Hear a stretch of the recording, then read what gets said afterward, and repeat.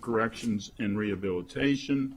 As we begin, I'd like to thank Ms. Farag and Mr. Onbinder for preparing the staff reports for the topics today, and for once again and always assembling a most informative package for us. And unless the other committee members have any opening comments, and I'm seeing two shaking of heads, no, I'm going to ask the first panel to please introduce themselves and ask if they have any opening comments. And then I'm going to ask Ms. Farag to please walk us through the packet. Good morning. Good morning, Your Honor. Judge Carla Smith from the Circuit Court. Good morning. Tim Sheridan, Court Administrator. Carol Hawkins, Deputy Court Administrator. Good morning. Do you have any opening comments? If not, well, I'll just make this opening comment. You know, we're here. Your Honor, could you move your microphone? You might Sure. move your, there you go. You know, we're here to discuss a funding gap that we have this year. And I just want you to know I just left the courthouse, was in the middle of a plea with the individual dealing with the DUI per se, and a high blood alcohol level, a lot of trauma, need for therapy, etc. And I recommended that he apply for our drug court. And that is one of the grant positions that we are looking to supplement. So I just want you to understand how impactful it is in our community.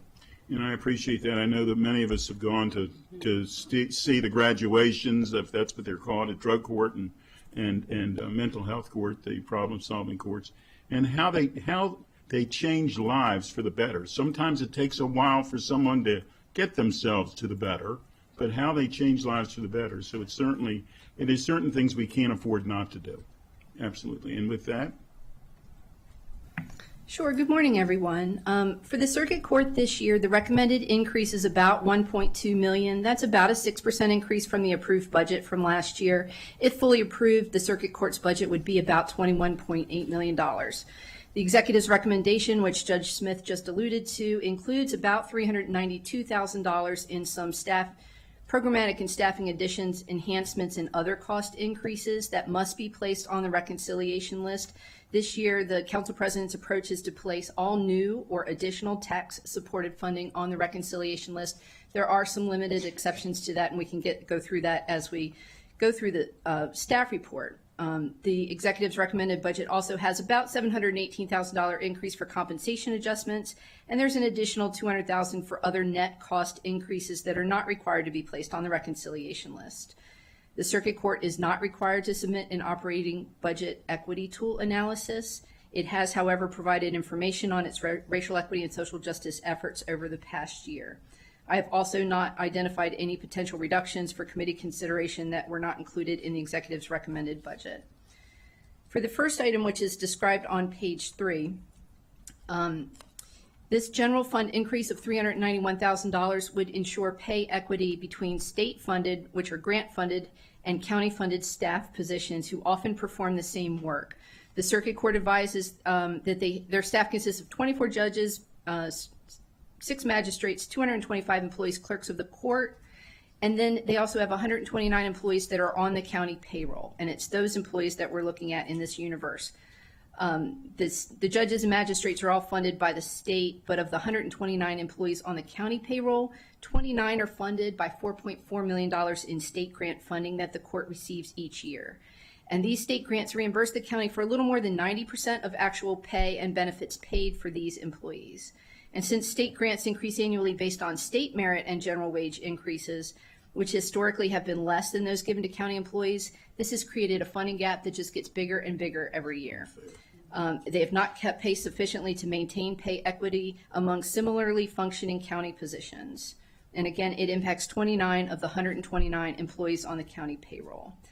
The court advises that most of these services provided by these staff persons are consumed by residents at the lower end of the economic spectrum of the county who are marginalized due to a myriad factors that prevent equal access to justice. And they have also advised me that they've been unable to pay the salary and benefits of these grant-funded employees. They will be unable to pay the salary and benefits of these grant-funded employees, and they will need to probably separate some of them from service with the county in order to make the other whole. But this is a vicious cycle because the fewer employee spots they have, the less money they can apply for in-state grant funding, and it reduces overall revenues as well. So that item is required to be on the reconciliation list at this point, but I will turn it over to the court if they want to speak in any more detail. I think I would just add that the 29 employees we're talking about who are grant employees, as I alluded to before, some of them are employees of our problem-solving court, so our drug court. We have self-help attorneys who, we have a very robust self-help department. I think we have 5 attorneys who are employed there, so we have some of them who are grant employees. Court evaluators, something for custody evaluations. You know, if you don't have money and you can't get a custody evaluation, but you have a situation where you want the judge to be aware of, you know, certain things related to how the other parent interacts with the children, our court custody evaluation system is free. And so we have custody evaluators who are grant recipients. And then we also have one of our 2 data analysts who is also part of that, also receives a grant. So for the court, these are fundamental employees who make access to justice, particularly for our lower income folks who come into the courthouse, make it accessible. So we really rely on those folks and are hopeful that you'll assist us in bringing them up to where the other county employees are. Well, I certainly am in favor of it, and I can think of nothing more unfair than somebody sitting next to you making more money and you doing the same thing. I mean, that's just not fair. So I don't know where you want to go through this for each one, or as we go through. Well, I just have 2 other items that are not on the reconciliation, and then we can get to the committee decision points. Okay, all right. The other 2 items on page 4, the budget change number 2 is a new Maryland Department of Transportation Public Service Commission grant to fund reallocation of expenses from the family grant. This was actually fixing a technical error. They received Department of Transportation grant funding last year for about $72,000, but they initially budgeted it under the family grants operating expense account in error. So this change is technical and it has a net 0 impact on grant funds. It's just switching it to the appropriate fund. Okay. And the third budget change is a position adjustment from a part-time position to a full-time position, and that costs $45,000. It's a funding change to the problem-solving court grant. It allows funding under the Maryland DOT Public Service Grant as well as the Maryland Judiciary Grant to fund 1 full position. And as I just briefly mentioned, on page 4 under F is a summary of the committee decision points. This summarizes the increases and potential reductions in other items identified by committee decision based on the council president's recommended budget approach. You just have 1 item there on the reconciliation list. You can either maintain it on the reconciliation list, or you can vote to reduce it directly from the budget, which does not seem to be. Yeah. Yes. I have a feeling, I won't guess on a lot of things, Right. but I'm going to guess on this one. Just comments, please. Yeah. I know how critical these positions are in the judicial system, and I want to be clear, they benefit not just the court system and keeping cases from having to go to trial or so on and so forth, but benefiting society as a whole, people as a whole. And to Judge Smith's point, these are positions which truly interact with those who do not have resources to afford attorneys of their own, and it helps simplify and bring things to resolution better for families, for individuals, and particularly for children. So I wholeheartedly support leaving this on the reconciliation list. Thank you. Agree with all of that. And I wondered if you could just explain in a little bit more detail about the impact on the grant-funded positions if this was not to make it through the reconciliation process, because we, as you noted, we would be losing more than just what would be directly impacted because of the way it works alongside the grant-funded. Yeah. Yes, I would call this the leverage discussion.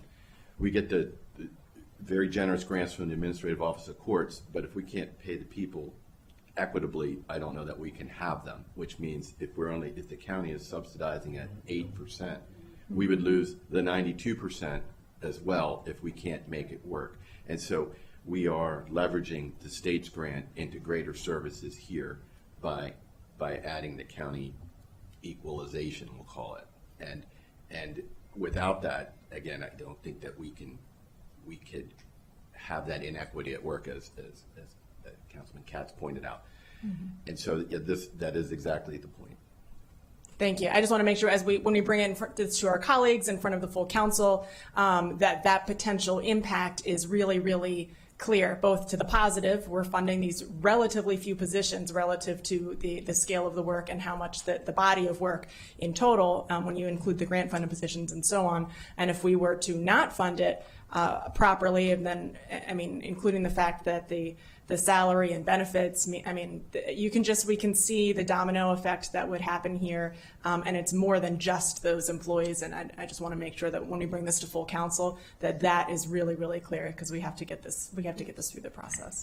I would just add, just to give you a sense of how important these roles are, the self-help desk, if you do not show up in the morning, and get in line, you will not get assistance that day. That's how busy they are in terms of assisting people with filling out their divorce complaints, custody complaints, whatever the case may be. And so for us to lose one of those attorney positions really would be a dramatic impact to the community, because you see the line outside in the morning. Really, we'd like more. Yes, That's what you're saying. exactly. Yeah. We would love more. Yeah. We would love more of all of them, because they do have such a great impact. If I could add just a concrete Please. example of what Judge Smith just said. So basically, for maybe $10,000 or $15,000 of county money, we get that extra self-help attorney That's the line. that the state is paying $100,000 or something for Yeah. with the benefits factored in, and we lose that leverage. So the decision here is $15,000 and lose the position, or not on that one particular one. Yeah, great. Thank you. So on this one, I think we need to have an asterisk next to the reconciliation list. And as best we can, at some point, we're going to need to explain what those asterisks mean. Correct. But this is for people who are here now, Right. doing the work. Now, this isn't new hires. Right. This No, is, it's a known commitment in filled positions, but it's a new expenditure, a significant expenditure. And I did look at the circuit court, but 88% of their budget, 87% of their budget is personnel expenditures. Makes sense. If you cut, then you cut positions. So one of the things that I can offer the committee is that I'll go back. We've been working very closely with the council director. It is imperative that we maintain a consistent approach across all budgets with all items.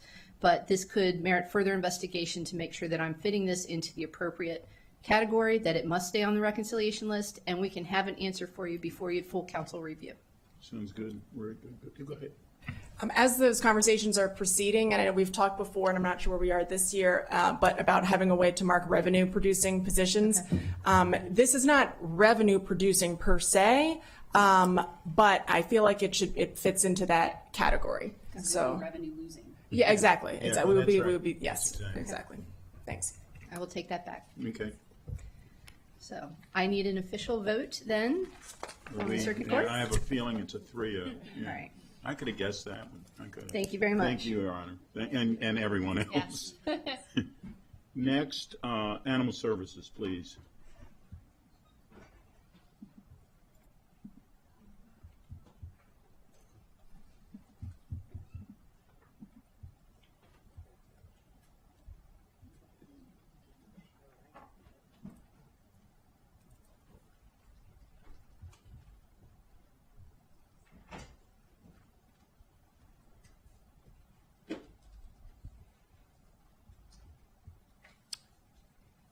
And is Logan here? Oh, there he is on that side. Very good. I don't think we have any opening comments from us. If the panel could please introduce themselves. Sure, I'm Caroline Fairfield. I'm the executive. You're going to need to, regardless of who you are, you're going to have I'm to Caroline. Mike. Yeah. Greg Lawrence, Chief Veterinarian. Bonnie White, Business Operations Manager. Spencer Kelly, Shelter Operations Manager. Adrienne Craver from the Office of Management and Budget. And Logan. Okay. Logan, Mr. Anbonder, would you like to please lead us through the packet? Sure, thank you. Unless Carolyn, do you have an opening statement? I kind of do. Okay, you still have to call on your mic. I'm never going to learn that. Okay. There you go. You're on. Okay. I just wanted to thank you for your time and for the thoughtful work that you and this committee and the county executive have done to navigate an incredibly challenging budget year for Montgomery County. As you know, you've rightfully focused much of this cycle on protecting families facing housing instability and financial crisis. I'm here today to provide operational context from the Office of Animal Services and to ask that you finalize this budget. You consider how protecting families must also mean protecting the entire family, including pets. When economic pressure mounts, the crisis does not stop at the front door. For the vast majority of our residents, their families include a pet. Nationally, 20 million pets live in poverty alongside their families. When families face eviction or crushing bills, they're often forced into the heartbreaking decision of surrendering their beloved companions. Housing instability and financial hardship are now the leading drivers of owner surrenders to our shelter. When families are forced to surrender a pet, they lose a vital source of psychological stability precisely when they need it most. Studies consistently show that the human-animal bond significantly reduces anxiety and depression, especially for people experiencing trauma or isolation. By forcing this separation, we are compounding the trauma of poverty and adding immense strain to an already overburdened shelter system here in this county. I just want to reiterate that I deeply respect the difficult choices that the county exec had to make to formulate this proposed budget. And my role today is simply to ensure that the committee has a full picture of our operational reality as you deliberate. I wanted to also thank Councilmember Katz for his recommendation that went out yesterday for the 5 ACA positions that we identified as a critical need in our department. As you all know, that we start every day at 125% over capacity, and that's only grown.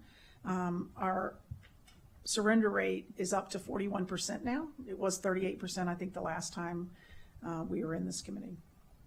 Our current staff is working tirelessly, but they are stretched to the absolute limit by the surge of animals entering our care due to this economic crisis.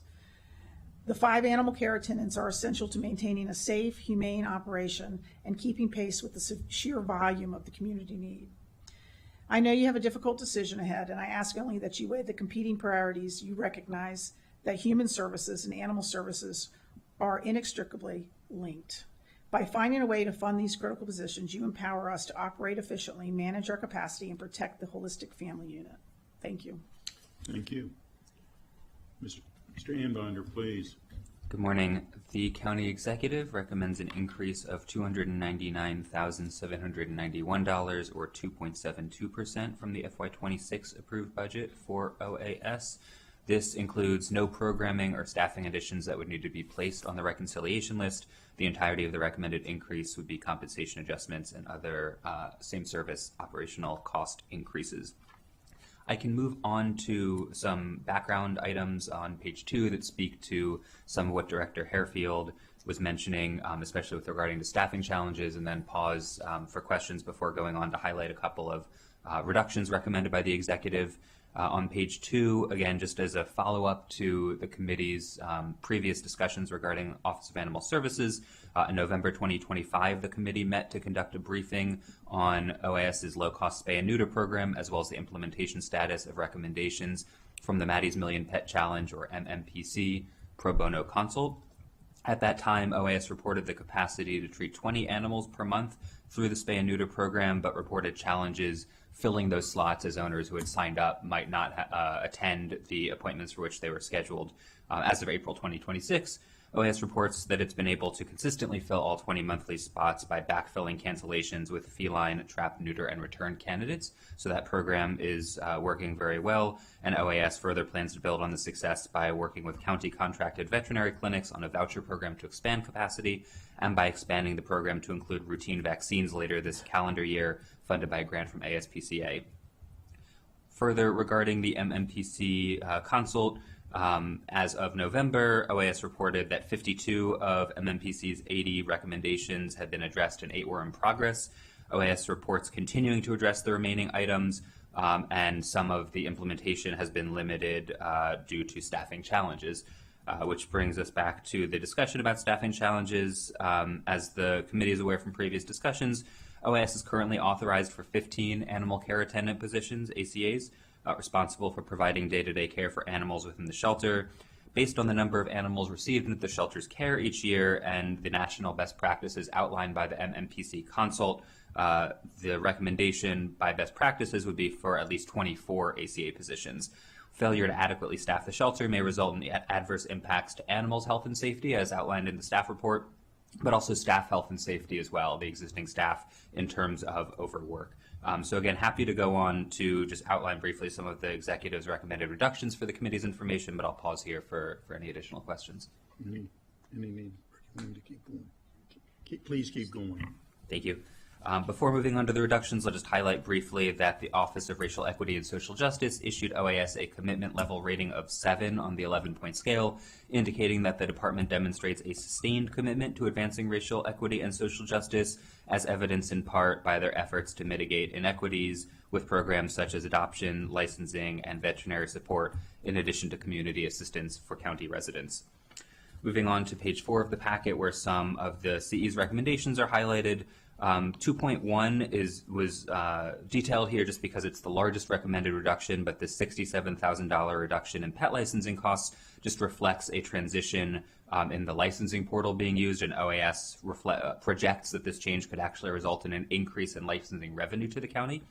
The other items, 2.2, 2.3, and 2.4, are regarding reductions for animal shelter supplies and equipment, as well as miscellaneous operating expenses for veterinary services and the animal shelter.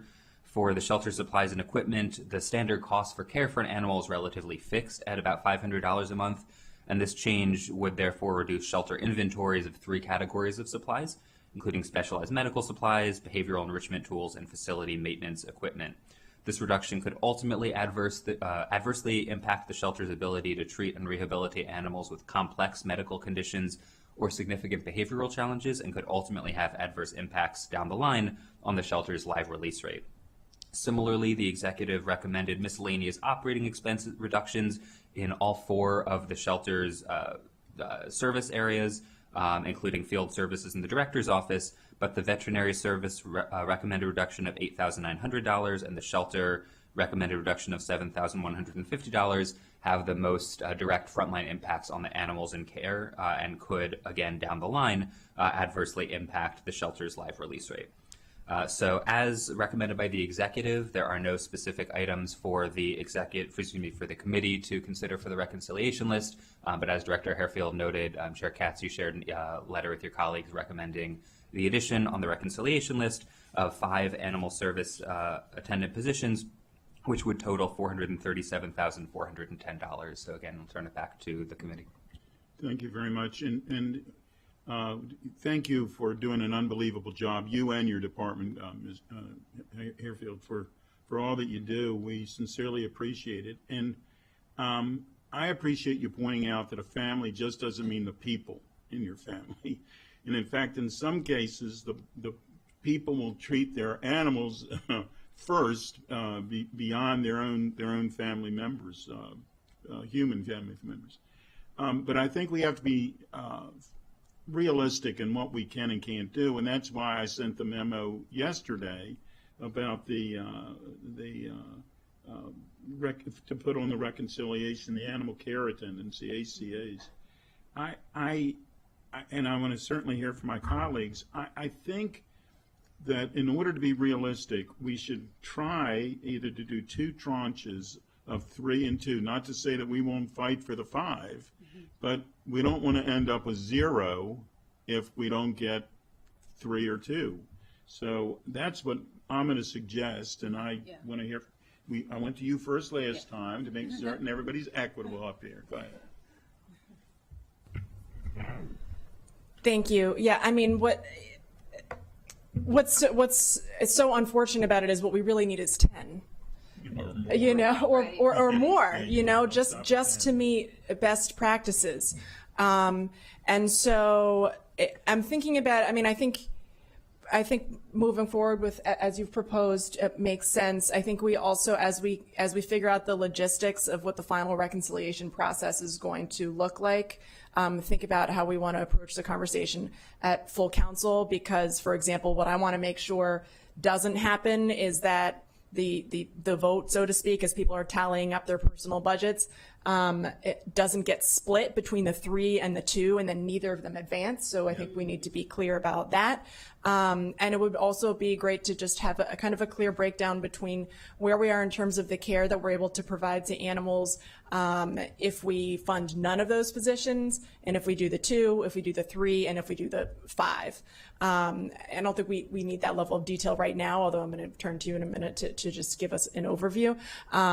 But that could help us figure out how we want to approach the strategy at full council, and could help all of us, obviously, as a body, figure out how we can how to prioritize this within the broader scope. And I also wanted to note that the families who are, it breaks my heart to hear about the rate of increase and how that is directly connected to the economic strain that people are under, because that's not a choice. That is people who love their pets, and so much that they recognize that somebody else they feel could be able to take better care of them than they could. And that's just heartbreaking. That's just really heartbreaking. We have to be able to care for those. We have to be able to care for those animals and make sure that they're able to move into good homes. If you could tell us a little bit about, how many hours a day animals are able to get out, or are able to get attention, that kind of thing, and of the impact that has on their interaction with the care attendants, as well as potential adopters. There's downstream effects, obviously, from not being able to provide the type of care that best practices dictates. I also wanted to note that in addition to animals themselves being important, et cetera, and we care about them for them, but additionally, the level of trauma that comes with that kind of decision having to be made. You can hear from adults now whose families went through these types of difficult family situations, economic situations as kids. And, the parents, they're worried about, paying the utility bills and these sorts of things, and getting food on the table, and parents are going with less so that their kids can have all of those sorts of things. As adults, a lot of those kids you hear who came from those situations, they remember the loss of the pet. Mm-hmm. They remember that is the trauma that they carry. Because it is a loss of a family member, and thinking about the parents who have to make that decision and tell their kids and go through it, and then the kids themselves. It's not just about the animals. Also, this is also a people. This is also a people budget. So I think we have to remember that as well when we think about the kids who are going to school. And we're expecting them to participate in their school day and focus on that. And at home, they're losing, their parents have lost jobs and are going through all this, and their cat, their dog, the hamster who had been in their room, is also now gone. We can't underestimate the downstream impact that is having on the lives of each of those family members. So if you could talk a little bit about the care attendants and the impact of staffing there. Yes. So for us, it comes out as moral injury because, and often I think through the years as you've watched this organization go through all its different phases that it's gone through, culture has been a big conversation, I would bet. that the culture isn't always good at OAS, and that's not because the leadership is so bad or the people that work there are bad. It's because the work we do, we often are called upon by the county to do things that go against our moral values, to euthanize a perfectly healthy animal because there's no capacity for care, right? And that none of us that work there got into the business because we wanted to euthanize animals. I got into it because I want to save animals and I love people. And so what you just said is, I'm choking up a little bit because I can see it. This group right here have seen me cry over that because I think about the child who's losing their best friend, right? And what trauma that is. But my organization is the one that has to deal with that. And what we're facing right now, when we talk about even before that, when we're talking about the 125% capacity, I wrote a paper that, I don't know if you've gotten it or not, but about the MCI, mass casualty incident response. And the truth of the matter is, if you talk to fire and EMS or police, they've done a great job of making people understand what happens in a mass casualty incident command situation, where you have people who are walking wounded, you have people who are injured, but we have resources for them. You have people who are maybe critically injured, that it's going to strain the resources, and you have people that we could have saved you yesterday, but today we're just going to put a black tag on you. And the average community doesn't understand that, but that's what we work in every day. And if you talk to fire and police and EMS, that is not a sustainable situation mentally for your staff. And this has been going on for years at OAS. I'm just new, and I'm blowing the whistle on it, and we're at this point where, as responsible leaders, we can't allow this to continue, because what's happening as we try to save every single thing that walks through our door, and you're putting all your resources into this one, and this man and his team are geniuses, honestly, but they take their eye off the ball of the 10 that are maybe just walking wounded, right? And so those are the decisions that we have to make all the time. And I think what I'm trying to explain to you guys is that it's getting worse, and it's getting to a point where we cannot sustain this. This is crazy. And we're just asking for help with this team. Thank you. That's well said. Okay. I am highly supportive of the chair's recommendation, and was happy to see that come over to us in a memo yesterday, and said yes, and immediately said, please, can we just break it into two tranches to try to maximize opportunity, right? And I know we've spoken at length about this, and I want to commend you for your advocacy. Like, you're passionate. I appreciate that you're like, I'm not going to just let this go by anymore, because this has been a mountain that has been built over a great deal of time, and compounded by the current economic environment that we find ourselves in. And, these animals can't speak, they can't advocate for themselves, and they didn't choose the situation that they find themselves in. So I certainly appreciate each and every day what you all are doing, and I appreciate you using the mass casualty incident. It puts it in perspective, doesn't it? It does. And I mean, and obviously that's a world that I have lived in, and that I have spent time in, and that I have had to have those conversations. And, I do have an internal meter where I'm able to flip the switch to have the logistics conversations about how those types of things work, in my prior work that I had to do. It doesn't mean that you don't take it home with you, and it doesn't mean you can hold on to it forever. You have to find a way to deal with that. And you're right, there is an inherent strain on your internal moral compass and your sense of ethics, and yet also a what can we do in the moment thing. It's just that if those moments are happening daily, there isn't really even time for the employees to be able to process that, because it's not an emergency here and an emergency there. It's chronic. And that's the challenge. So I certainly appreciate the chair's recommendation and support it. Thank you.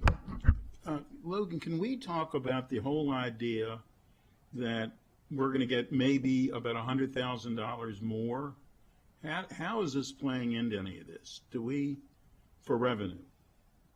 Yes, so this is regarding the executive's recommended reduction to reduce pet licensing costs, and that just reflects a transition from an previously outsourced data vendor to an internal OAS platform. And so the change would provide residents with a streamlined online licensing portal that OAS projects could bring in additional revenue, and OAS may be able to speak to that a little further.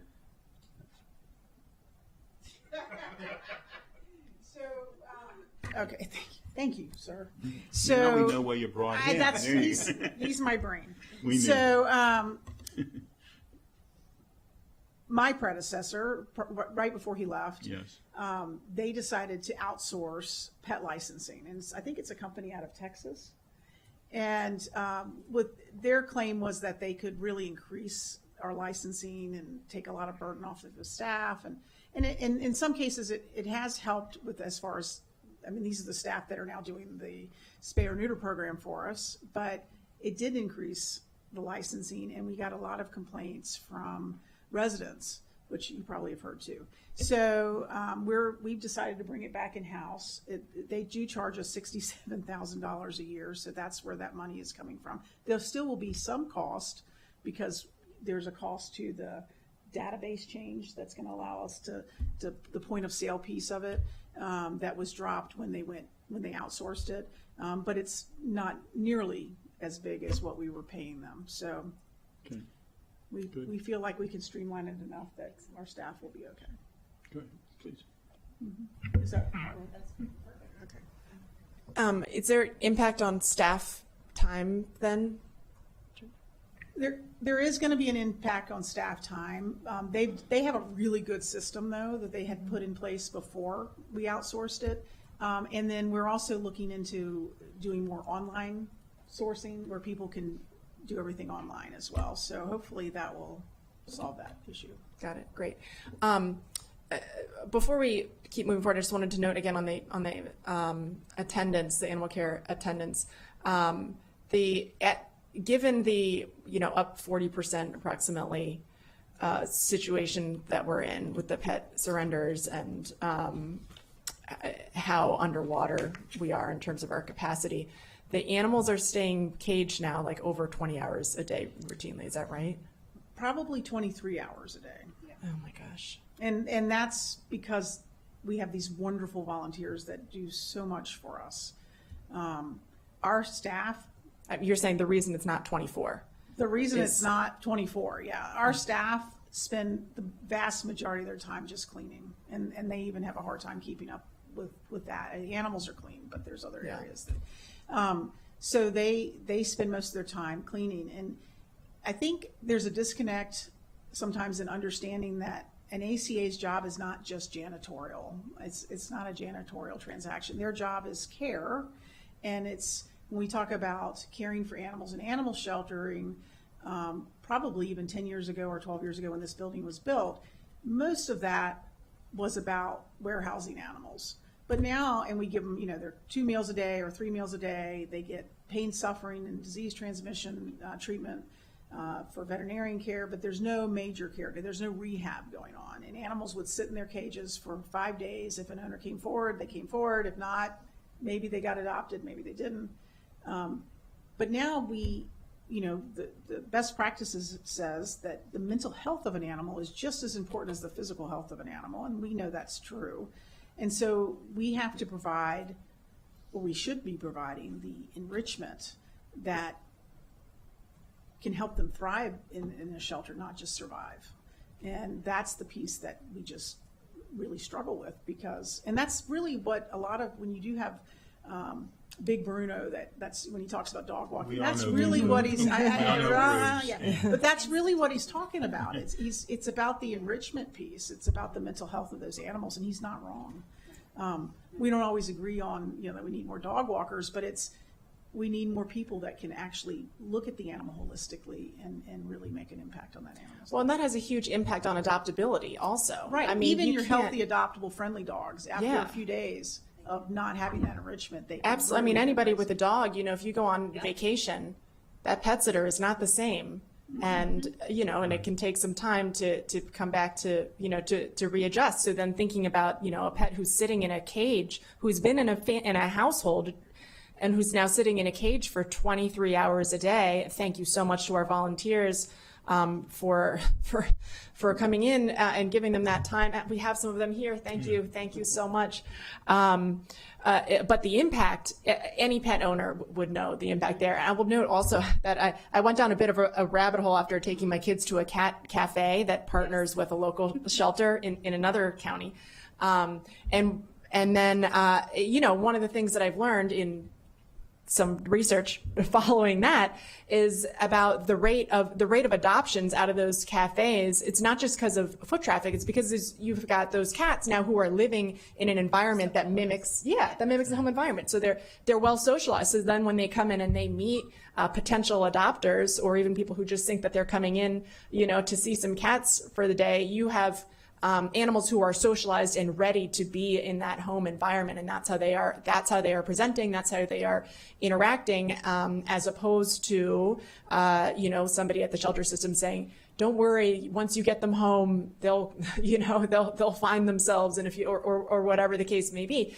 And so here we have the complete opposite extreme, because we haven't funded the type of situation that would allow for more socialization, and so given the rate of adoption out of those types of environments versus kind of your standard, just your shelter that's following best practices, I can see that we would have a tremendous benefit to having better socialized animals, and being able to move them out the door and find them homes, if we're able to increase the quality of care that they're getting. And let me just say, the key to getting animals live release rate is getting them out of the building, like as fast as possible. They need to be able to move through the system very quickly. And that's not always the case here because of the staffing issue.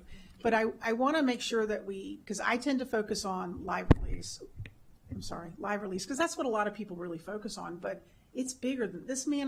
This situation manifests in so many different ways, and it's about staff safety.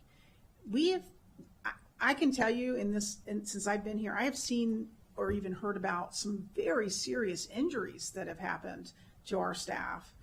And this is because of this situation. I mean, it really is a direct result of this situation, because the animals aren't getting the enrichment they need. Staff are overworked. They're kind of blindly going through their cleaning daily operations, and then they put themselves into a situation with an animal who normally reacts fine, but for whatever reason, they're starting to decline. We haven't noticed, and now we have a staff member that's been viciously attacked. The animal loses their life. The staff member could have lost their life, and it's just horrific. And this guy, I think, they train on this. I mean, that's how much this happens. They have training, special trainings and drills that they run over this. So that's something to consider too when you're thinking about. If we could have maybe some stats on that in the next packet, I think that would be informative. Okay, thanks. Very good. And anything else from you, Logan? Nothing else, thank you. Well, I believe we have a 3-0 for the idea of the tranches for the ACAs 3 and 2, and I guess we'll vote. We have a 3-0 for the packet in general. Okay. Great, thank you. Thank you very much for everything you do. Thank you. And I do want to make it clear that it's easier. It's not easy, but it's easier getting something on the reconciliation list. It is tougher to get it off the reconciliation list. So we will not stop at this, but we will try our best to move forward with it. Thank you for everything you do. Next, we're going to hear from the sheriff.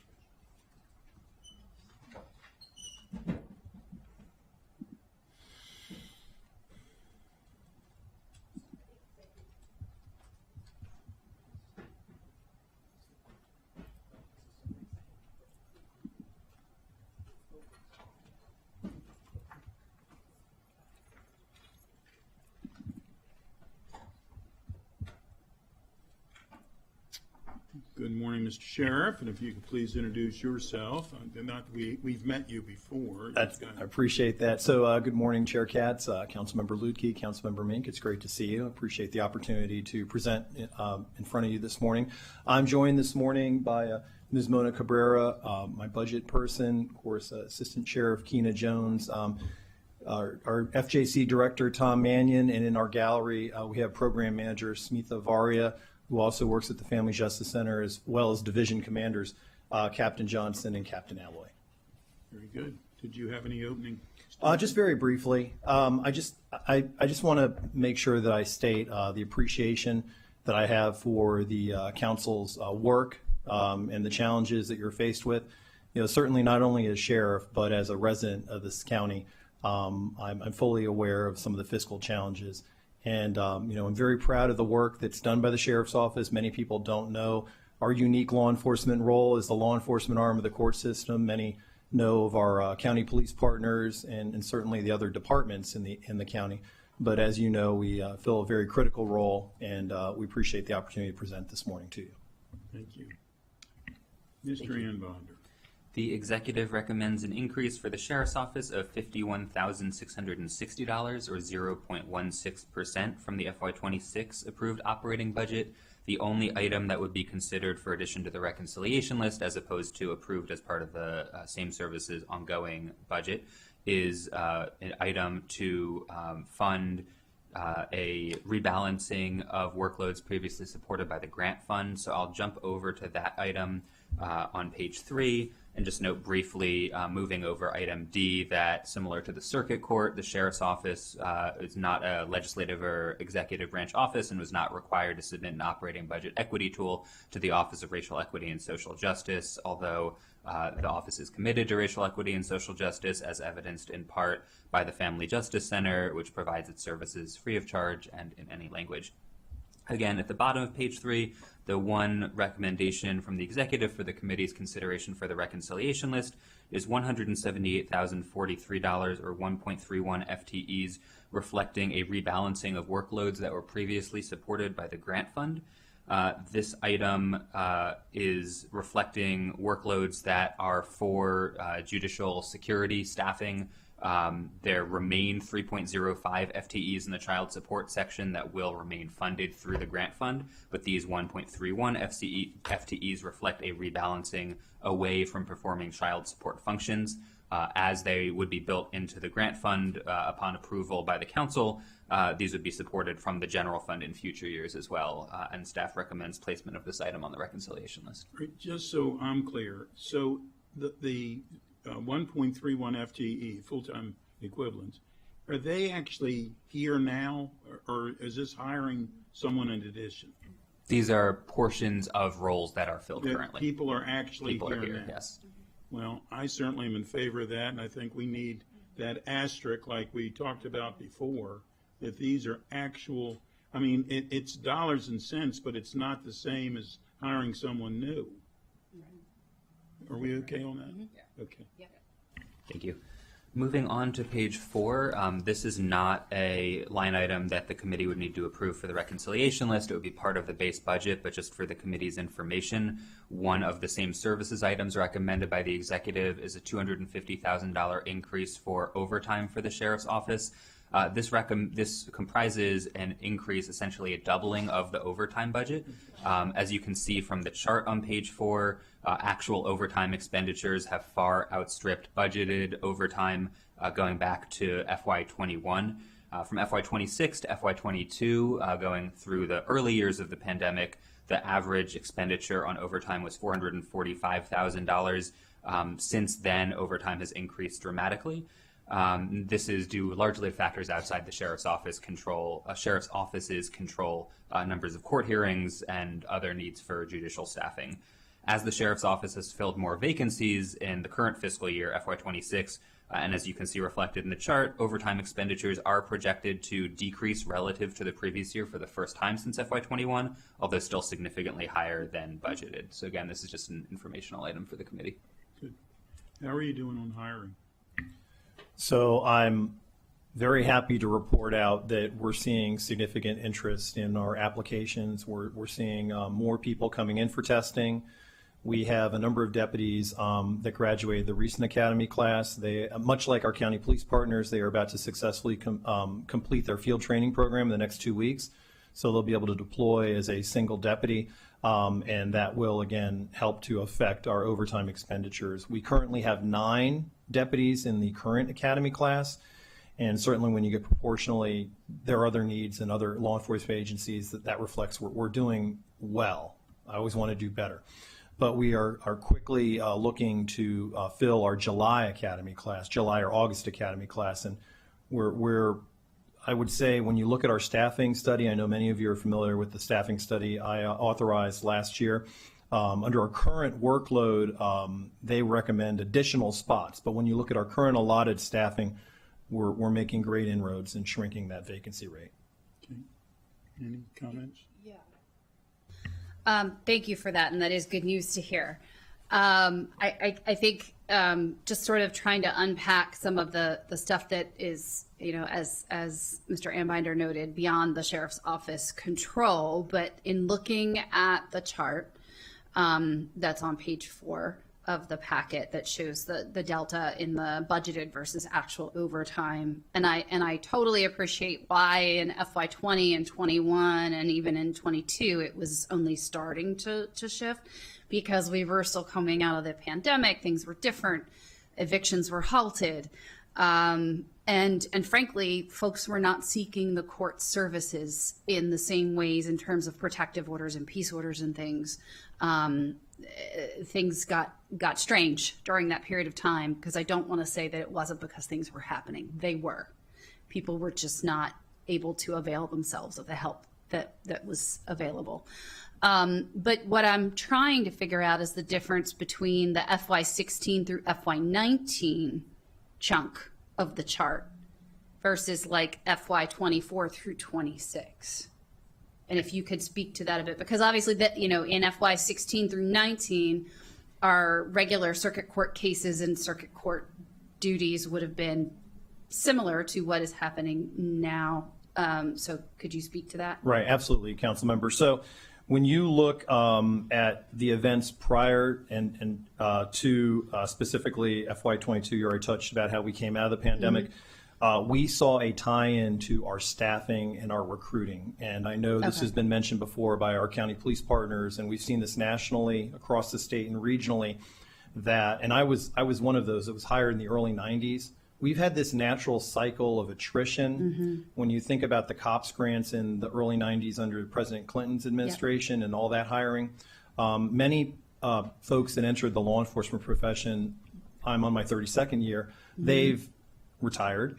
When we hit the pandemic, and quite frankly, when we dealt with some of the police accountability issues, and I fully support transparency and accountability. However, we saw an impact on applicants choosing to get into law enforcement and public safety. So as I've restructured and temporarily reassigned deputies throughout the office, we've had to utilize overtime to address some of the court needs. I will also say that as our previous administrative judge in the circuit court was committed to ensuring we were dealing with the backload of family cases, criminal cases, and other civil cases, and being responsive, we had to obviously create that safe court environment.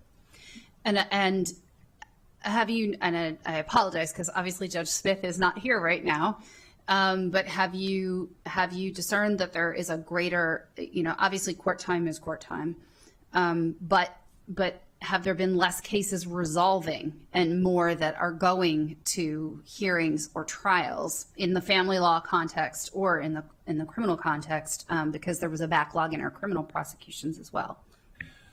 Well, as you know, Judge Smith is probably the best person to address that, but we do periodically meet to determine what the backlog is, and I believe we're starting to see it sort of steady off. Now, I know State's Attorney McCarthy will be coming up shortly. He can certainly give another perspective, and I would also encourage our Family Justice Center Director, Tom Mannion, because he can also provide a snapshot, because it's all connected, right? Some of our family and domestic violence issues that we're supporting.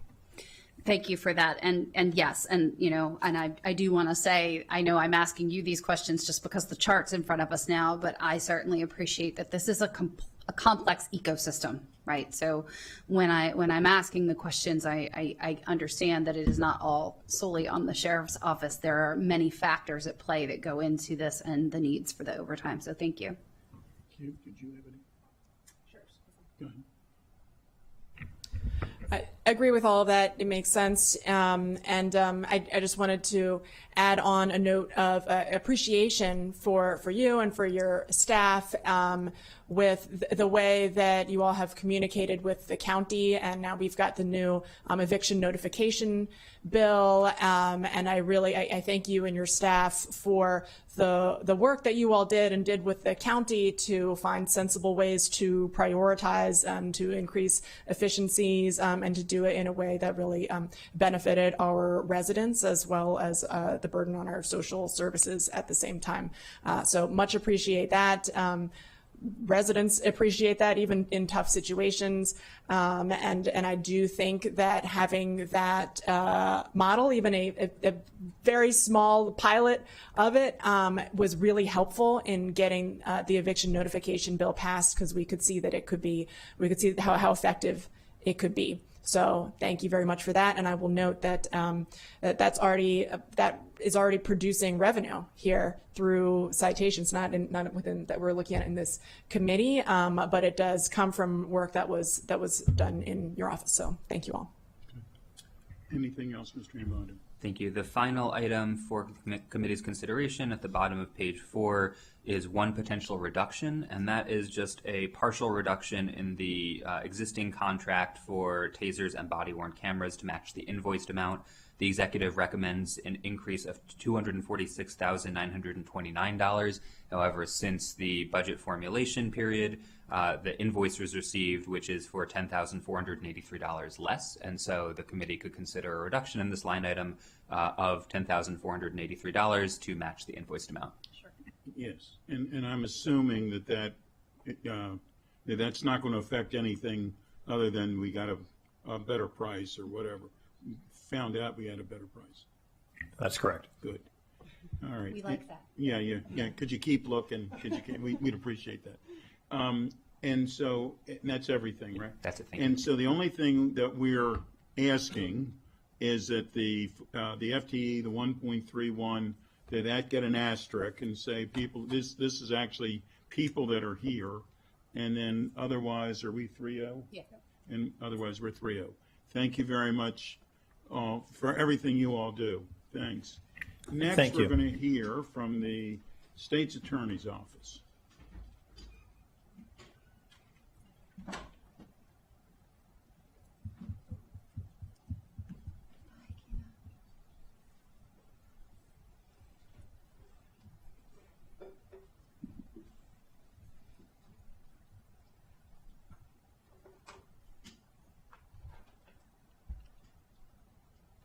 Mr. State's Attorney, would you like to introduce yourself to us? Did that just turn? My name is John McCarthy. I'm the State's Attorney for Montgomery County. I'm here with Lisa Russo, who knows all things budget. I would like to thank Susan Farag for, I think she's probably set forth most of the reasons for the two areas of primary increase. And I'll defer to Susan and other comments that come from the budget director, but it's nice to be here. I will just comment, I listened very carefully to the comments about the animal control. My sister-in-law is in charge of animal control for Camden, New Jersey, and on any given weekend, when I go to my brother's house in New Jersey, there are probably 25 rescue animals in that house, Wow. and it's the house I grew up in. But I understand the concerns of everybody talked about. I was fascinated by the conversation. Well, we get to hear that from time to time. We go over there from every now and then as well. So we're most appreciative of what they do. And with that, did you have any other comments? No? I'll reserve my comments till after the Okay. finish. Ms. Farag, if you could please lead us through. Good morning again. For FY27, the executive is recommending an increase for about $1.3 million for the state's attorney's office. That's about a 4.8% increase from the approved budget. If fully funded, it would be $28.7 million. Again, the executive's recommendation includes about $540,000 in programmatic and staffing additions, enhancements, and other cost increases that are listed below that must be placed on the reconciliation list per the council president's budget approach. You have two budget items in this category to review. The executive's recommended budget also includes about $1.3 million increase for compensation adjustments and a net decrease of almost $500,000 from other adjustments that are not required to be placed on the reconciliation list. And those items are generally reflecting continuation of current staffing and service levels. The state's attorney's office is not required to submit an operating budget equity tool analysis, and council staff has not identified any other potential reductions for committee consideration that were not included in the executive's recommended budget. On page 3, the budget discussion items begin with the first budget change, number 1, which is the continuation of body-worn camera policy and implementation program, which was previously funded by grant funds, and that's for $314,000. That is the loss of a Federal Bureau of Justice Assistance grant, which funded 4 legal assistant positions in the state's attorney's evidence review unit. That is a unit that has been built up over the past several years that you have reviewed and approved. They have a total of 11 legal assistants in there. 4 are grant funded and the other 7 are not. They're general funds. These positions review extensive amounts of body-worn camera video and other digital video and assist prosecutors summarizing it and highlighting pertinent sections.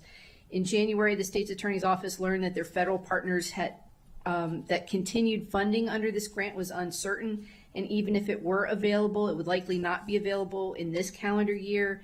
Additionally, if they wanted to secure further funding through the grant, that project's scope would have to expand beyond just evidence review. So this item is replacing grant funds that were lost. It is the same services item. It has been in place for several years. I've got history for you. Obviously, you know that MCPD started using body-worn cameras back in 2016 as a pilot project, and since then, digital video and other types of digital evidence have exploded. I mean, exploded across the entire spectrum. And now Maryland state law requires all police departments with officers who are front-facing with the public, they must have body-worn camera footage too. So it's just creating a huge pot of complicated items that they have to review. It's not just for the prosecution piece in order to have good cases, but also they have to make sure that they are identifying and sending exculpatory evidence to the defense for preparation of this. So it does become a justice issue, honestly. So while this, as I stated, while the budget item does reflect new tax-supported expenditures, it has been an ongoing operational function for several years.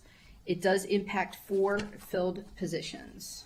So I just wanted to turn it over to the state's attorney if you wanted anything to add for that piece. On that particular piece, I will tell you, before we even expanded to the full complement of 11, I think there's some hope potentially with some efficiencies with AI in this particular area. And I'd say we're not close to it yet. And the products that are available, I actually explored the possibility of when we expanded to these 11 positions, there was not a product out there that I think was reliable enough that would get us what we needed. But I do think in terms of efficiencies and trying to use where we are moving in the area of AI, I think there's potential that some of these positions could be subsumed into an AI product once one becomes practical for the uses to which we use this right now. But this is an essential thing for all the reasons outlined by Ms. Farag. And there again, there's no way that we don't need it. And you're saying it's people that are just like the others. Yes, these are filled positions. So to me, and my colleagues here can jump in, but to me, this is the same thing as the others. This needs an asterisk and says that we're paying for people that are here now, or however it would be considered. I appreciate that. Thank you. Are we good on that? Yes. Yeah. Okay. The second item on page 5 is titled the Axon Justice Premier Licenses, and that's $225,000. This is kind of the budget process hasn't kept up with what's currently happening. The state's attorney's office was piggybacking off of the MCPD Axon contract, and they had licenses to accessevidence.com, which is where all the data is kept, right? And so they initially needed additional licenses to be able to access this, but they also wanted access to better tools that helped them with redaction, transcription, I think translation, but I'm not sure. But just a better, more robust prosecutor informed type of access license, which Axon does have. But the Office of Procurement told them that they cannot use the Axon, the then current Axon contract to access. So because of that, they've decided that they would go out on a request for proposal to get their own prosecutor management type system to access this and have the tools they needed to more efficiently perform these functions. So since this is not something that I mean, they're currently doing it, but this would actually be an enhancement with additional tools. That's why it's on the reconciliation list. There again, I don't see how we can not have it. One of the things that actually delays us, we talk about the delays. You mentioned that in a prior question of why there are delays in the back. One of the things that happens many times is that because we don't have access to the discovery the same way the police have it, sometimes things get misfiled, mislabeled, and you'll find out that somebody unintentionally, there's no intention to hide what happened in the case, but it'll be misfiled. With the additional licenses, we'll be able to review that, find that stuff earlier on. There'll be less delays, less delays between people going to trial, less people in your jail, and we'll be resolving criminal matters more efficiently. And again, it's on page 5, the last sentence, prosecutors must review digital evidence not only to support charges, but also to identify and disclose any exculpatory information that may benefit the defense. We take that charge effectively and quite candidly with these licenses. We'll be better able to have more eyes on this material to make sure that information is in fact provided. And we know we have to do that. We need these tools to do it better. Okay. I'm good. Go ahead, please. Thank you for that, and certainly appreciate the need for the funding request. I think, and this is just something to flag, and I understand that the Office of Procurement has made some changes about how we can or cannot interact with Axon and processes, and you have to do your own RFP and all that. At the same time, I think it's challenging because we could be doing a better job with enterprise type solutions that assist multiple facets under our budget. And so, I just wanted to put a flag down here that I think we should be talking to the Office of Procurement about what might be appropriate as an internal notice to the Office of Procurement about expanding or piggybacking versus going through an entirely separate RFP, which does not provide us with the economies of scale that we should be benefiting from as one county, one budget, right? So I just wanted to point that out. I know you all have to do what you need to do because you got to do the things. We 100% agree with you, and quite candidly, we tried to piggyback, as it's Right. outlined in Susan's Right. report. We tried to piggyback. We didn't want to have this expense. We didn't want to do a separate RFP. We wanted to piggyback on the police. We were hopeful for a couple of months. It looked like we were moving that direction. Yeah. And then they pulled the rug out from underneath of us and said, nope, you can't do that. Right. So, And the they is the Office of Procurement, not That's MCPD. I just want to be clear. That is absolutely correct. Thank Because you I've for had this correcting. conversation with MCPD separately as well. And- this was not the direction we wanted to take. Right. This is the direction we were told we had to take. Right. And these are necessary for the work that is Yeah. done by your office, by the police department, and frankly, constitutionally. All right, that's it. We good? Anything else, Ms. Farag? I do have a couple of other items to Yes. go through. These are not on the reconciliation list. Budget change number 3 on page 5. This is an increased cost for annual case management system maintenance cost of $39,000. This is for their prosecutor by Carpel case management system. This is something that could have been on the reconciliation list, but since it is contractually obligated and mandatory that they purchase an additional 100 terabytes a year of storage, which just goes back and again reflects on how much digital evidence they're using. Since it is contractually obligated, it is not on the reconciliation list this year. For budget change number 4 on page 6, this is a FY26 mid-year Victim of Crimes Act grant position increase of $198,000. Again, this is totally grant funded, but it supports 2 full-time bilingual victim witness coordinators who will assist in the juvenile and district courts. And budget change number 5 are just technical adjustments to various existing grants that the state's attorney has every year. There are various puts and takes between grant funds and general funds depending how much grant money they actually get. So those are listed for you on page 6. In terms of potential reductions for committee considerations, the recommended budget already has almost a negative $770,000 in reductions from last year's approved budget, and that doesn't include the technical grant adjustments I just mentioned. But personnel costs are 94% of the office's budget. So any additional reductions would impact filled positions and therefore service delivery. Again, there's a summary of committee decision points for your consideration on page 7. Those are the 2 items that are currently on the reconciliation list. Again, you can also recommend reductions directly from the budget if you choose. Council staff's recommending approval of all the other items as recommended by the executive. So at this point, I think we're saying that 314,000 for the people that are here already, that gets an asterisk. And then the Axon licensing, then as far as I'm concerned, that has to be also an asterisk. I mean, it's something that you're using now. Ms. McCarthy, you're using something now, right? And you then have to go. Yes, we have some of these. We have some licenses. We just don't have enough. The sheer number of people that could use those licenses to access this information more efficiently needs to be expanded. We're really trying to expand the number of licenses we already enjoy. As far as I'm concerned, that should also get an asterisk. I don't know. I mean, you have to have it. Are we good on that? Mm-hmm. Yes? Yes. Yeah. Okay. Anything else, Ms. Farag? That's it. Thank you. Are we 3-0? Mm-hmm. We are 3-0. Thank you very much. Did you have something? Yes, you did. I wanted I've to add seen one, that finger one thing. before, Just yes. I apologize. Yeah. One little heads up. There have been some legislative changes, not least of which is the original jurisdiction of the juvenile court. There's a lot of new Yes. cases, 9 different gun offenses, first-degree assault, abduction, kidnapping, in some instances, crimes of violence, that the original jurisdiction is going to be in the juvenile court over the age of 16. Why is that important to me? I'm not asking for anything here today. I'm just, as of October 1, where cases go is going to change. What's the difference for us? In the circuit court, I've got 180 days to try a case that fits into these categories. In the juvenile court, I've got 30 days. So I will tell you, meet the challenge of that new law.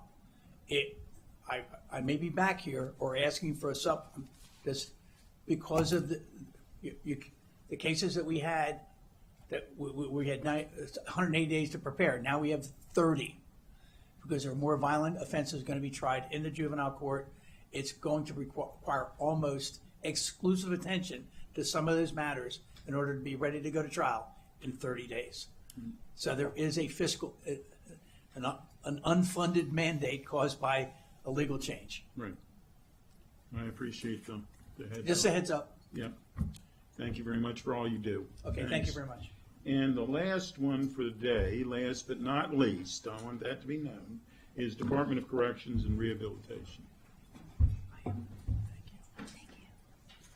And you all couldn't have sat any further back in the room, good grief. You're almost in Rockville City Hall at this point.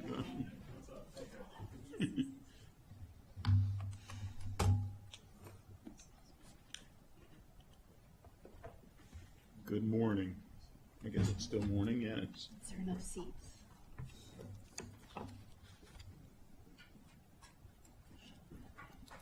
Enough space? Good. Director Stevenson, would you like to introduce yourselves and the panel, please? Sure. Good morning. Ben Stevenson, Director of the Department of Corrections and Rehabilitation.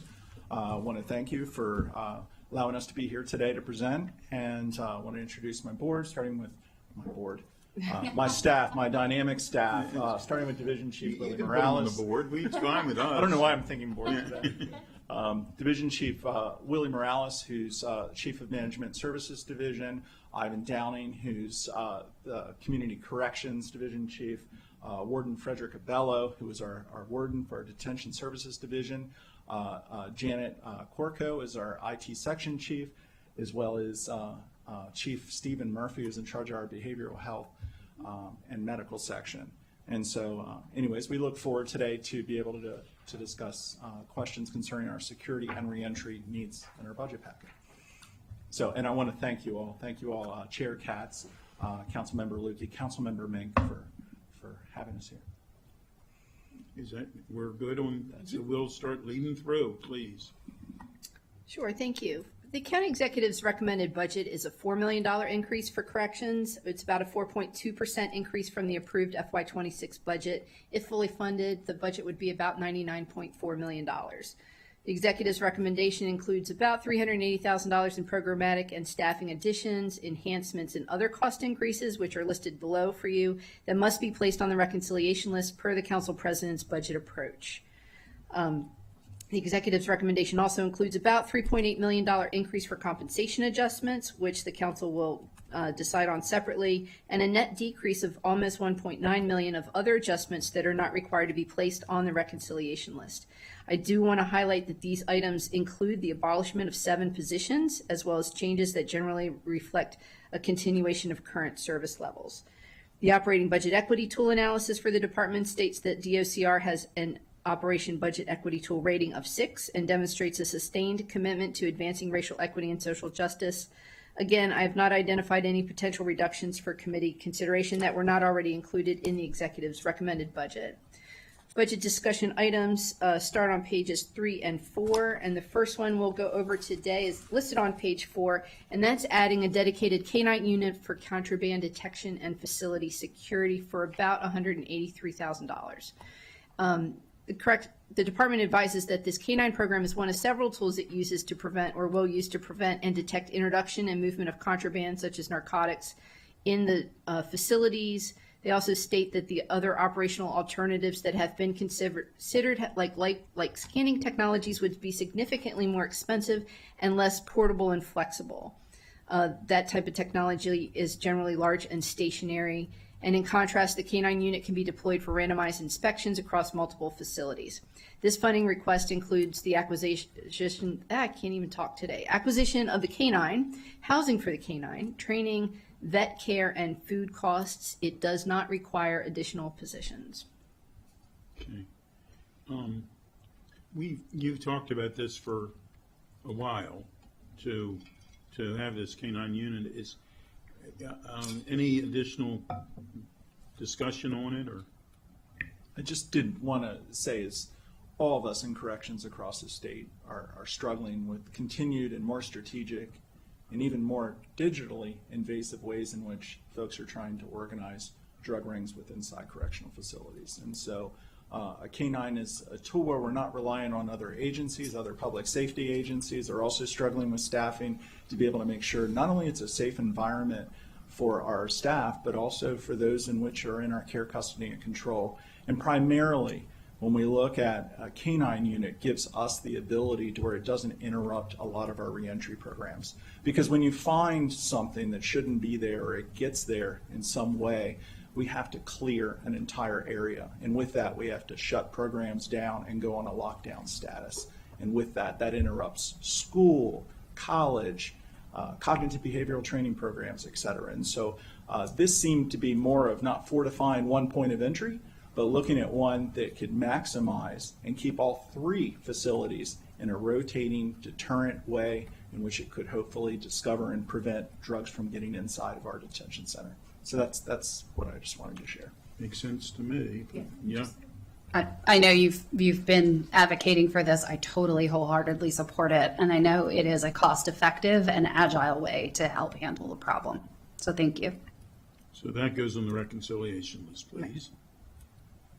So budget change number 2 is unfunded CPI-driven contract cost increases for about $131,000. This is an item that could be off-ramped off of the reconciliation list if it's a known commitment or contractually obligated commitment for FY27 spending. And Mr. Morales has given me a lot of information, and he got me the actual contracts, but it was just past my deadline for publication, so I was not able to include it.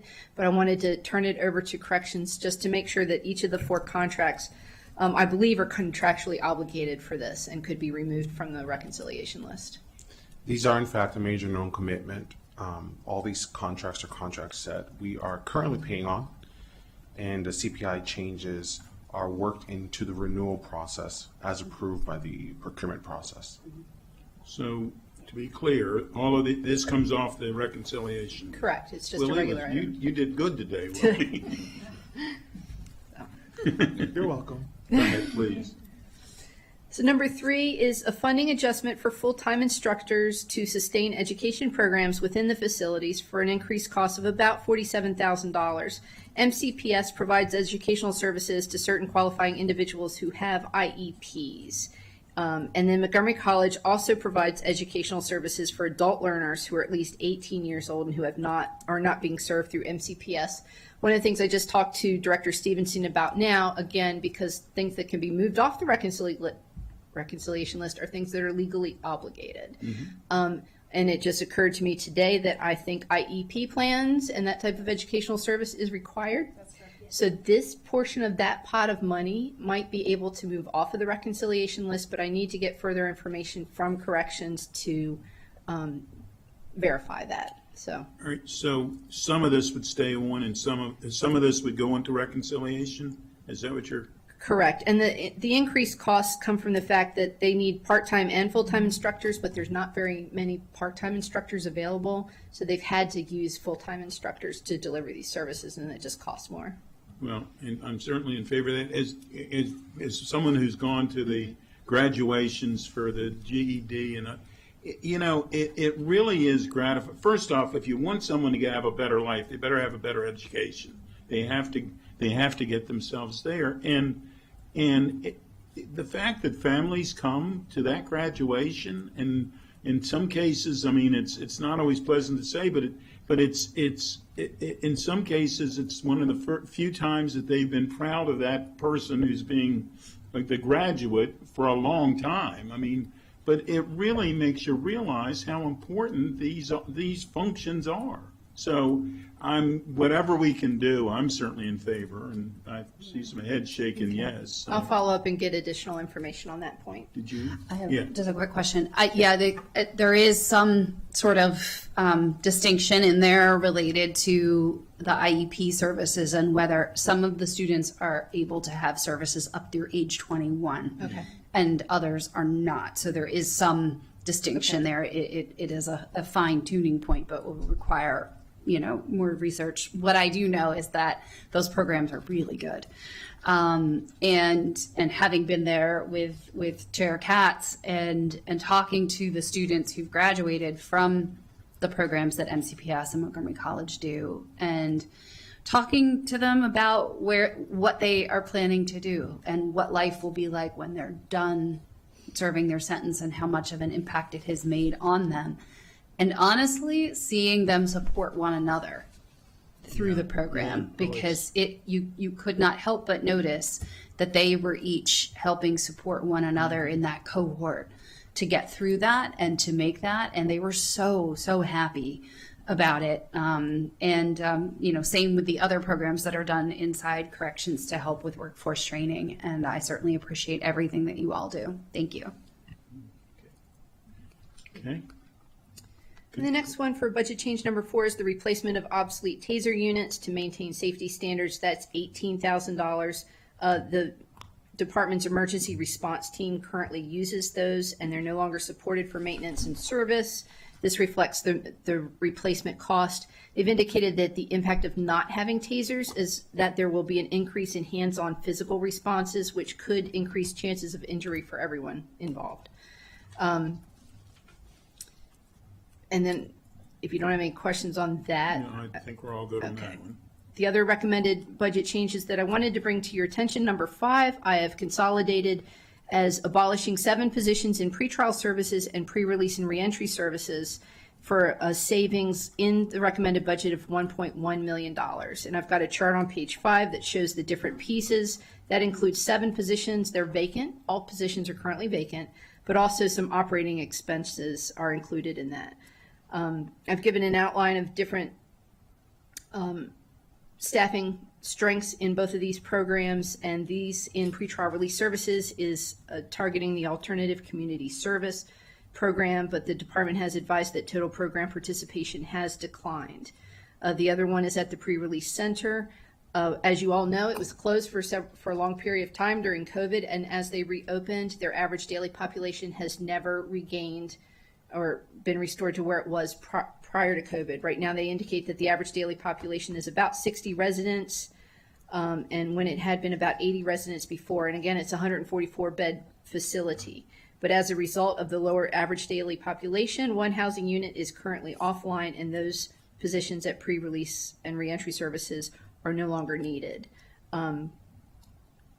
I've talked pretty extensively with Director Stevenson about this. I was here during the Great Recession where they collapsed 5 different divisions at corrections into 3, and they abolished a lot of positions, and even in pretrial services, it resulted in security incidents and injuries. And so I get a little bit hesitant when I see positions, even if they're vacant, disappear. But because of the changing dynamics and populations that they're serving, I'll let Director Stevenson talk about it, but they are vacant, so it doesn't have any immediate impact. Please. Yes, I just wanted to mention, we've right-sized the pretrial services and made hybrid positions. We looked and we saw that the intervention program for substance abuse, which mainly served first-time marijuana users, is no longer relevant. We have essentially looked at efficiencies to right-size it so we can be more flexible and nimble and not need as much staff. So those staff positions that we're giving back are not going to affect any operations at all. Additionally, while the pre-release center is not at full capacity, I do have hope that at some point in time that may replenish itself. We also look forward to coming back with further discussions to talk about what we've done to look at our eligibility requirements, and we have some very strong suggestions on how we can better serve those that come back through Montgomery County, not only our own jails, but Montgomery County citizens as they come back through the state prison. And so I'll have more information for that for you, but we do believe that those numbers will emerge again. And still, I know this sounds a little like a broken record, and COVID was, quite some time ago. We're seeing that a lot of the systems are still just not normal. With less police on the street, we're not seeing as much of the diversion cases. With the courts, we're seeing people come in with multiple charges, multiple tainers, which makes it very complex for us to fill certain programs that once were a lot easier. But I do believe we have some really good suggestions to discuss at a later date.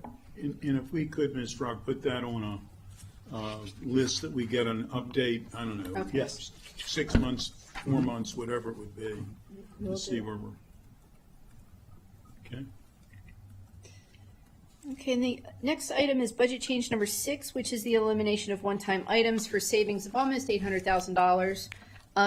All of these are operationally appropriate. I did want to highlight, however, that it does abolish a one-time overtime adjustment that they had last year for $530,000, which apparently helped staff get racial equity training because, and Director Stevenson can explain this much better than me, correctional officers are not in front of computers all day. It's a little bit hard for them to access that for any type of remote or virtual training.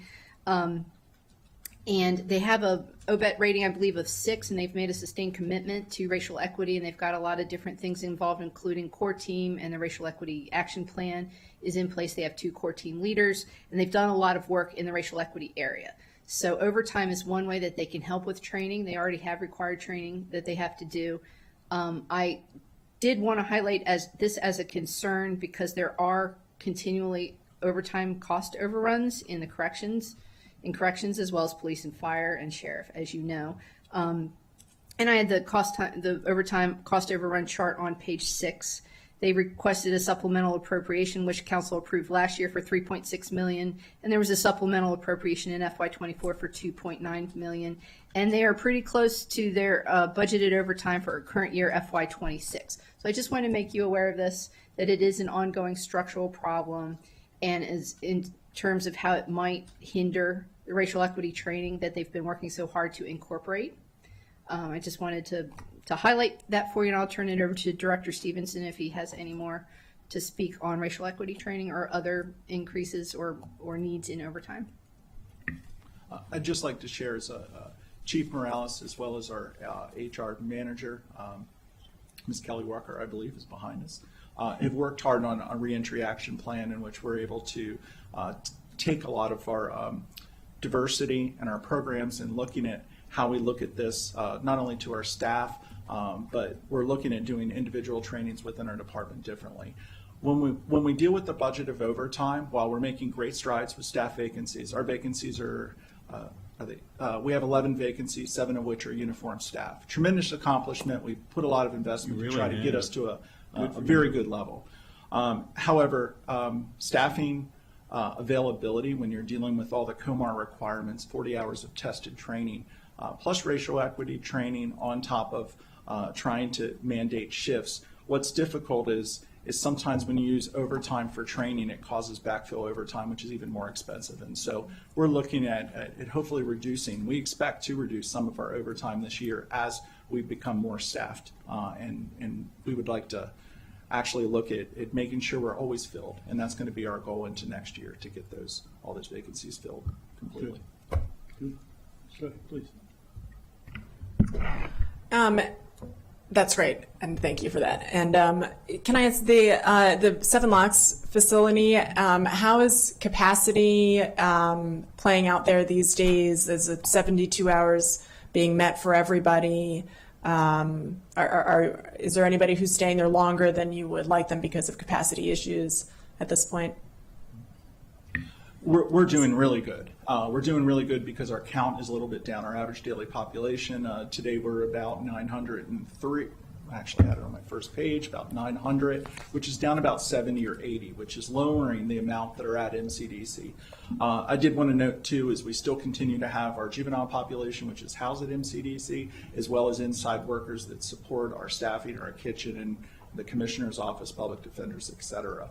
But yes, we are doing better in those transports, and we're not having as many issues with our transports. The availability is increasing in our other partners that help do those transports.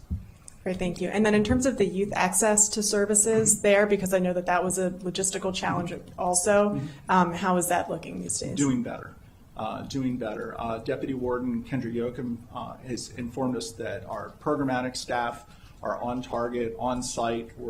We have a lot less juvenile, those under the age of 18, than what we did previously, whenever we had a visit several years ago. And so that numbers are down from 20-some to almost, I want to say, 13 today, under the age of 18. That's good. And so we've seen a decline in that population, which I'm very pleased. That's a good thing. It's a good thing. Yes, great. And all of them are getting access to their educational services at this point? Yes. Great, thank you. Anything else?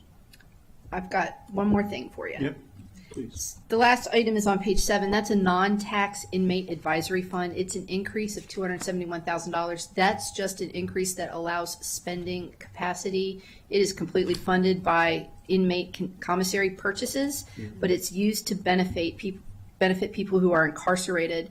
But the expenditures in the account must be approved by the Inmate Advisory Council and the Deputy Warden of Inmate Services. Again, it's just for revenue capacity. It has zero impact on general fund expenditures. Okay. And then the summary of committee decision points is on page 7. Again, there are 4 items on the reconciliation list. I didn't have any other recommendations for reductions. Well, and we've gone through all 4 of Yes, those. so I just wanted to note, I guess for the record, that we can move budget change number 2 off the reconciliation list, and we are looking into budget change number 3 to see if any part of that is legally obligated for IEP services. Right. Okay. Good. Anything else? No. Again, thank you all for everything you do. I have a feeling you're going to get a 3-0 in 2 seconds, but thank you.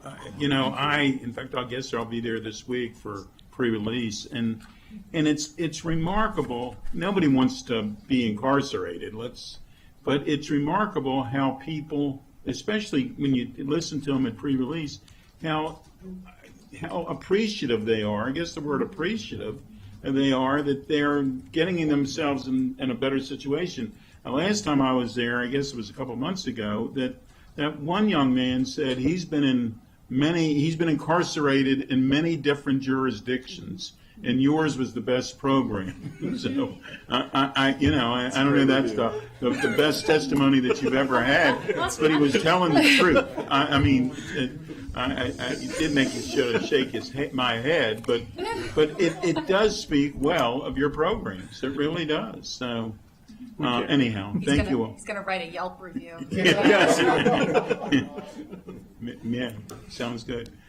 So it's 3-0. Thank you. Thank you all very, very Thank much. you very much. Thanks. Thank you. This.